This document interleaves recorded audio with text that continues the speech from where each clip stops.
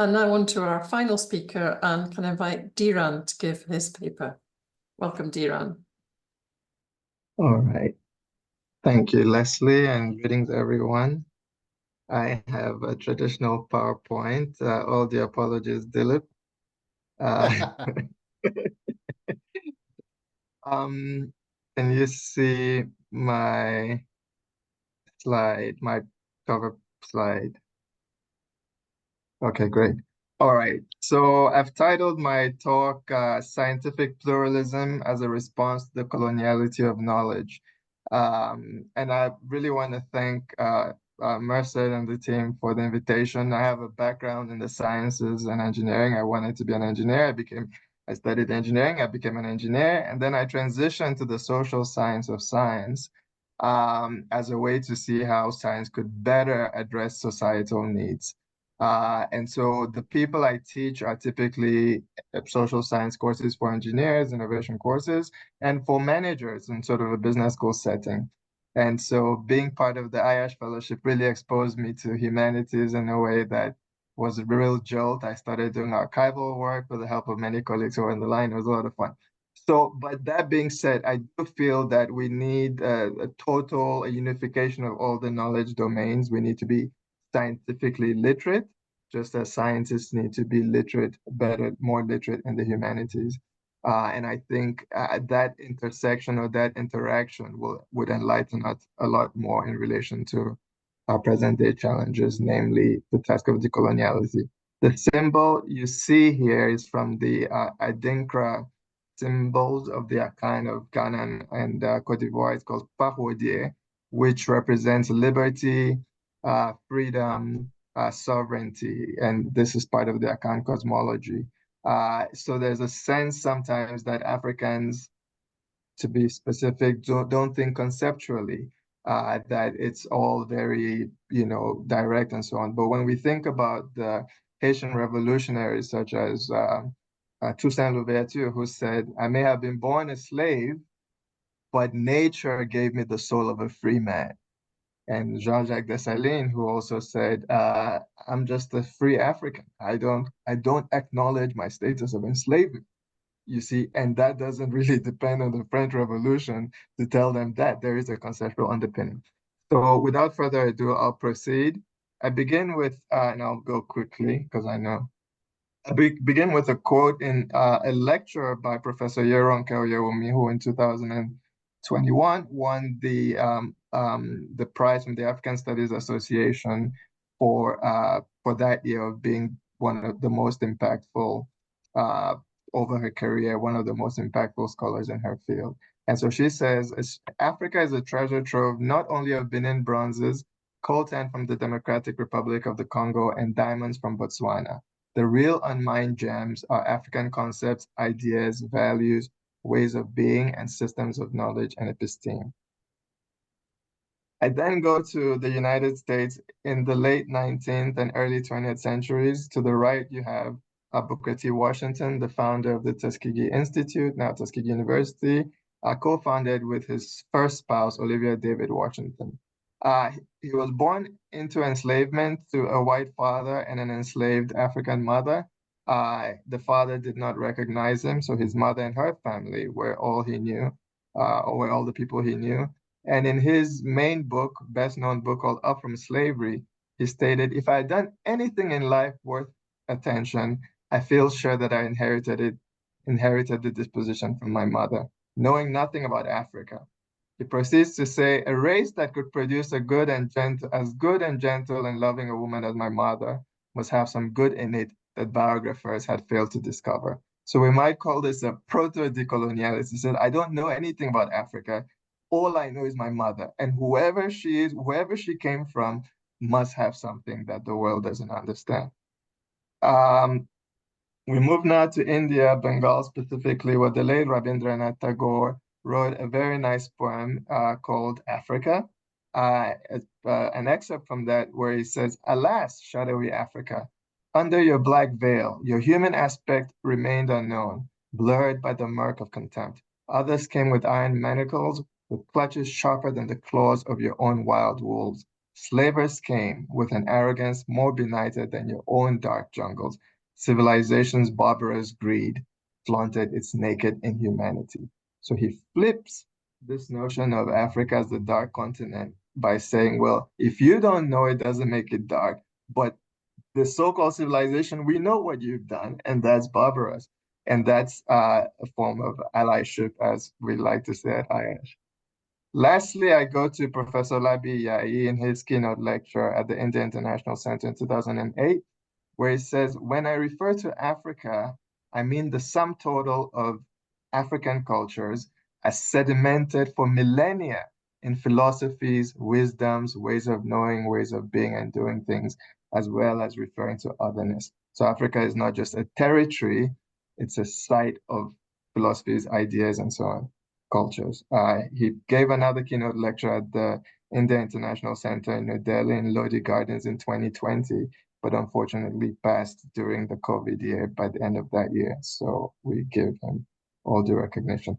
So the main points I want to bring out are the coloniality of knowledge from this perspective of scientists, science for emancipation, and internal critique of decolonization. By internal, I mean from a continental African perspective, and from scientific pluralism to trans-epistemic innovation.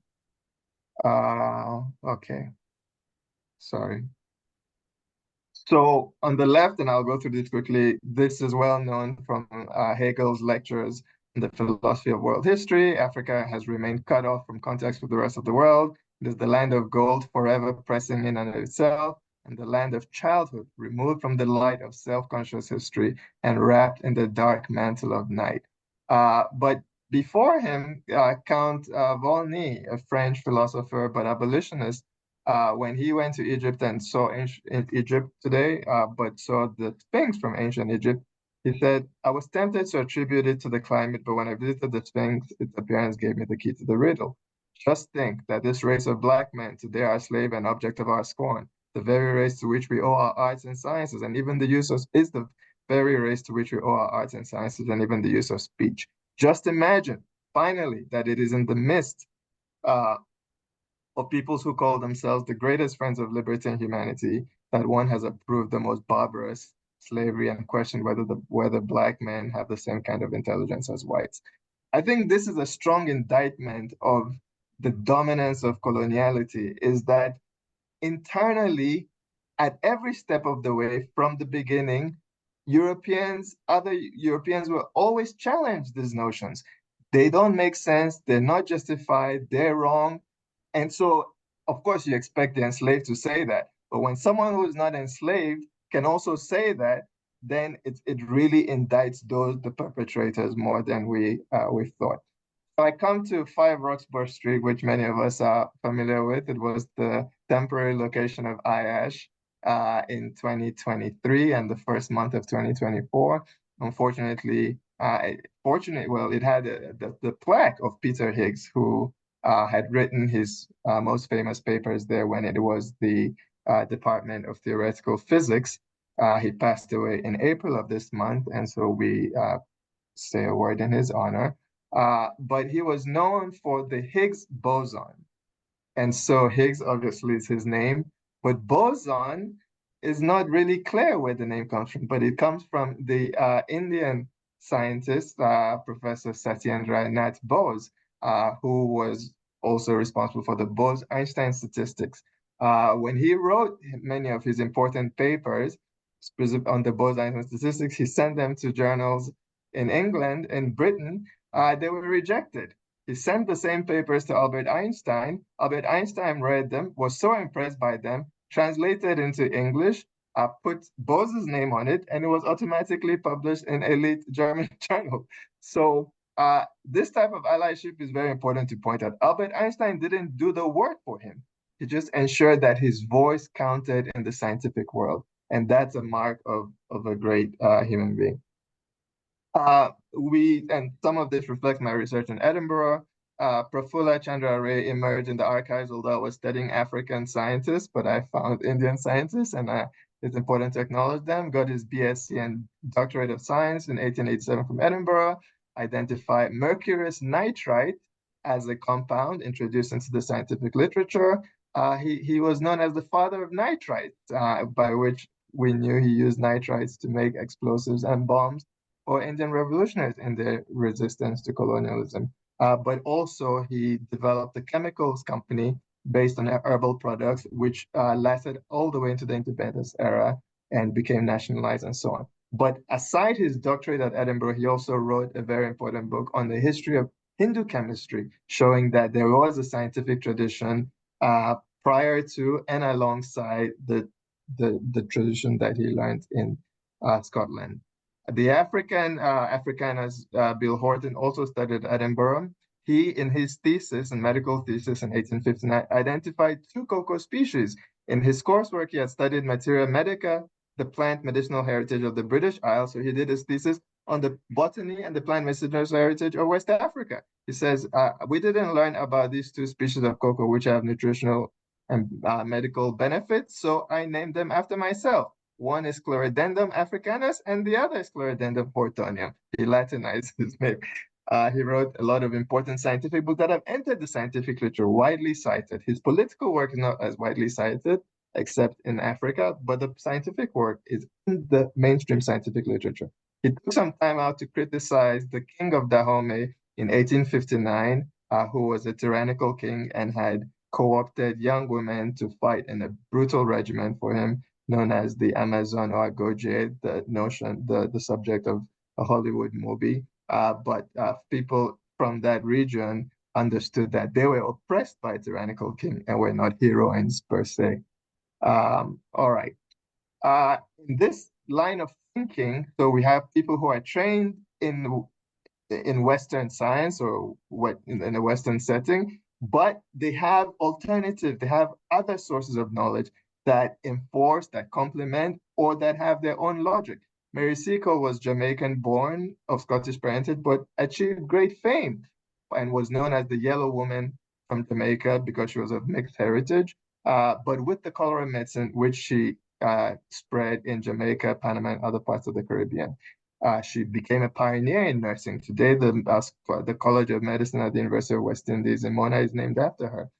Professor George Washington Carver of Tuskegee was hired by Booker T. Washington to teach plant and soil science and agricultural chemistry, but he had learned herbal medicine from his adoptive parents at the age of 11 because he was born into enslavement, but subsequently underwent self-directed learning with his family. And by the time he went to university, he had the kind of intuition that made him, for sure, the most important, significant Black scientist of the first half of the century, but one of the premier agricultural scientists of any race in the entire United States. And his influence on Africa is very important because of Booker T. Washington's connections. The modern day George Washington Carver, I would say, is Dr. Nzamaja, and I'll say more about that shortly. So what is this about decolonizing science, plant science? The recent work of George Washington Carver in the late 19th century and 20th century has been demonstrated by Dr. Jocelyn Benitez Alfonso of Leeds University as being shown to be relevant for soil nutrition and legume symbiosis. So over 100 years later, that insight is seen to be valid. The historian J.A. Rogers said, well, Washington Carver's work was purely non-cotton crops. Why didn't he focus on cotton when cotton was dominant in the crop? He sought deliberately to undercut the southern cotton oligarchs. And so he offered Black farmers alternative crops and related manufactured products that could relieve them of effective serfdom. He never said a word about decoloniality. He wasn't eloquent. He wasn't flowery. But his practice and his intellect was brought to bear. So Dr. Carter G. Woodson, who was the Dean of Arts and Sciences at Howard University in Washington, D.C., went and gave a keynote lecture at Tuskegee in 1922, and he said, the graduate school for Negroes studying chemistry with George Washington Carver at Tuskegee, at least 100 years should wait upon the words of this great scientist to be able to pass on to generations unborn the great knowledge of agricultural chemistry. But this critique is important. People are pushing back. Professor Olufemi Taiwo, professor of philosophy at Cornell University, is saying against decolonization. What does he mean? He says, well, decolonization ended at independence. any African country that has independence, that's over. Now you're in charge, you have agency, and if anything you don't accomplish is your fault. And so decolonization too, in his view, is a post-independence discourse that blames colonialism for everything, has no clear goals. We don't know where it ends. We don't know what we're trying to accomplish. It's ad infinitum. And so there's a need for renewed focus on agency. And he got a lot of support from African scholars who have, in fact, who have been anti-colonial in the independence movement, and their work really reflects the work of agency. So it's not a trivial argument. So I'm thinking, can we talk about a decolonization 3, which says that we should continue. Coloniality still persists by Europe, but also by the African elites and African internalized colonization. So that critique has to go on. And there is a rational critical tradition in the global south that can tackle that. Decolonization is a way to look at it. Sophie Schell from the University of Sydney talks about that. And so the combination of decolonization and greater efforts towards sovereignty legitimizes the importance of decoloniality, but combines it with this imperative of agency. So Africans trained in modern sciences are translating them into African languages. This is a text I found written in 1975 already by Professor Shakanta Diop of the University of Dakar, formerly of the University of Dakar. And my senior colleague, Professor Bajakarat Vitz, a professor of condensed matter physics, who has written a book on quantum science, which he tries to correlate with classical Indian philosophy, the metaphors he finds scientific term for them, as a way to endogenize science in the cultural and linguistic imaginary of global South society, because it is a human heritage after all.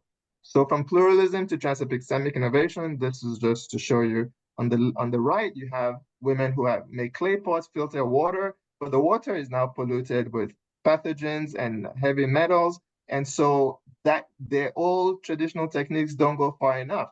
On the left, you have nanoscientists who have advanced chemicals, but don't know how to make clay pots. They come together. The women have already done 99% of the work. They just need to get rid of the pathogens, and the scientists come up with a solution, and they code the solution and they get rid of that. But those scientists are just as much African as non-African. And the science of nanotechnology, as we know, goes back to quantum physics, goes back to non-Western people like Satyendra Bose. Many other examples of transepistemic innovation in Mauritius, together with Jaipur Foot and so on, show that these are ongoing conscious attempts at decoloniality in a way that makes a difference to lift communities. Lastly, I end with Dr. Kizzy Corbett, who designed the molecular agent for the Moderna vaccine. And she's an African-American woman, so she attributed her success to an African-American proverb that says, each one teach one, because it was in communities outside of the conventional academic setting that she got the encouragement, the extra tutoring, the extra encouragement to do that. And lastly, Professor Gary Augusto of Brown University, who is the one who has actually inspired me along these lines of transepistemic innovation. She has written an important work, which is entitled Knowing Differently, Innovating Together. She's talking about moving from unfree tensions, because her work in the colonial Western Cape showed that a lot of the scientific names of the plants were already known by the local communities, and Dutch settlers simply Latinized their personal names and called them scientific names. She said that's unjust, but we need transepistemic innovation based on justice. Thank you very much for your attention. I look forward to the conversation. Thank you. Thank you very much indeed, Diran. So thank you. A round of applause for you too. Thank you. Well, thank you all for your incredibly rich papers, and I've been frantically taking notes. And one of the things I was just trying to do in terms of sort of an initial response before I hand over to Murshid and Annie for a sort of further set of reflections on the papers, I was sort of trying to pull together some of the critical themes that kind of cross all of the papers. So I've had a go at this. It might not be perfect, but I've had a go. So first of all, everybody's stressing really the importance of language and how we speak and what our concepts are. The notion of a pluriverse, the multiplicity of languages are absolutely key. And as you said at the beginning, Dilip, when you were quoting Foucault about the insurrection of subordinate knowledges, actually that kind of insurrection is absolutely central to moving forward in terms of our thinking. Then the issues of knowledge production itself, and actually the site of knowledge production in universities and also journals, which I thought was really interesting. The notion that you said, Dilip, actually again, that universities produce subordination, and that the political economy of publishing is a hitchhiking onto existing theory is actually not taken necessarily forward. And Katusha talks about the really significant importance of collegiality and of methods, and the methods we adopt, and actually how we go about how it's not just so much what we're studying, it's also the conduct of studying and how we do that. Pavan talks about the importance of stopping methodological nationalism, and Diran talks about the need for scientific pluralism, and then this lovely notion of trans-epistemic innovation based on justice, which you were quoting at the end, which I think are really, really fundamental ideas, importance. Another theme, of course, is the politics and economy, and so the context in which we are undertaking research. And of course, at the moment, as we've all been acknowledging, we're living through really awful times of genocide and war. And the concerns that people have that the notion of decoloniality should not be appropriated, particularly by right wing, and that's something we have to really think about. Pavan was mentioning the phenomenon actually in the Brexit debate, which is local here, the way in which victors often play the language of victimhood, which is something again that we need to kind of watch for and be conscious of.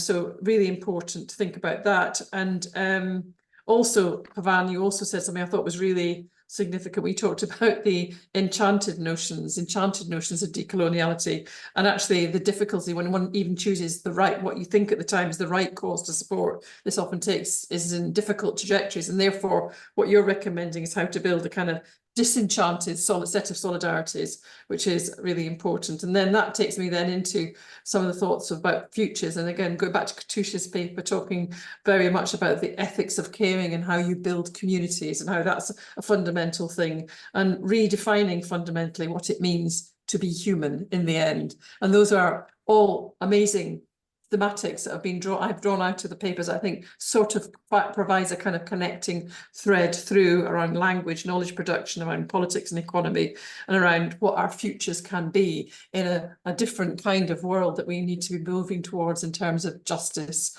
So that would be my response to your papers, and I just thought they were wonderful and rich. And the fact that this kind of scholarship is going on just now is deeply, deeply important. So can I hand over now to Merced and Anindya to give their responses to the papers? Thank you, Leslie, for the concluding note.